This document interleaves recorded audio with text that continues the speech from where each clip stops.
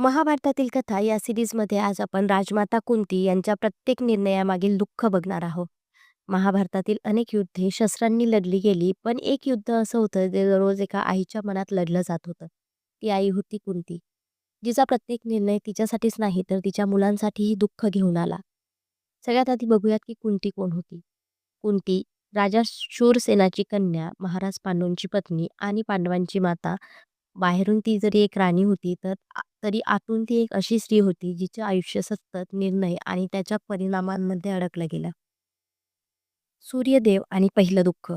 कुंतीला मिळालेला मंत्र तो वरदान नव्हता, तो तिच्या आयुष्यातील पहिला शाप ठरला. अज्ञानात केलेल्या एका जपातून सूर्यदेव प्रकट झाले आणि जन्म झाला कर्णाचा. समाजाच्या भीतीने, प्रतिष्ठेच्या ओझ्यापायी आई असूनही कुंतीला स्वतःच्या मुलाला पाण्यात सोडावं लागलं. तो क्षण तिच्या आयुष्यात पहिला आणि सर्वात खोल घाव होता.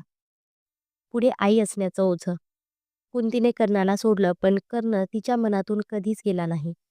प्रत्येक वेळी ती आपल्या इतर मुलांकडे पाहत होती, तेव्हा तिला एका हरवलेल्या मुलाची आठवण येत होती. आई असूनही आईसारखं जगता न येणं यापेक्षा मोठं दुःख कोणतं? देवांकडून पुत्र पण समाधान नाही.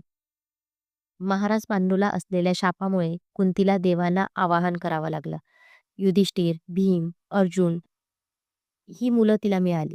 पण मनातला कोपरा कधीच भरला नाही, कारण ज्या आईने पहिलं मूल सोडलं, तिचं मन कधीच पूर्ण होऊ शकत नव्हतं.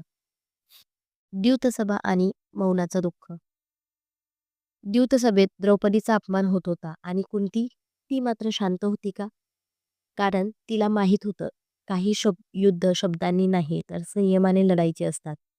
पण त्या मौनाचं ओझं तिच्या हृदयावर आणखी जड झालं.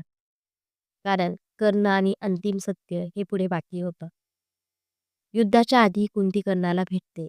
ती त्याला सगळे सत्य सांगते, पण तोपर्यंत फार उशीर झालेला असतो. कर्ण तिला म्हणतो, आई तू मला जन्म दिलास, पण ओळख दिलीस का?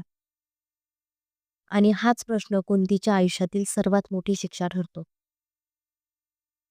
या ठिकाणी आई जिंकली की हरली? कुंतीने धर्म पाळला, कर्तव्य निभावलं, पण सुख ते तिला कधीच मिळालं नाही. ती राणी होती, पण तिचं आयुष्य नेहमीच त्यागाचं ठरलं. कुंती आपल्याला शिकवते, प्रत्येक योग्य निर्णय सुख देतोच असं नाही.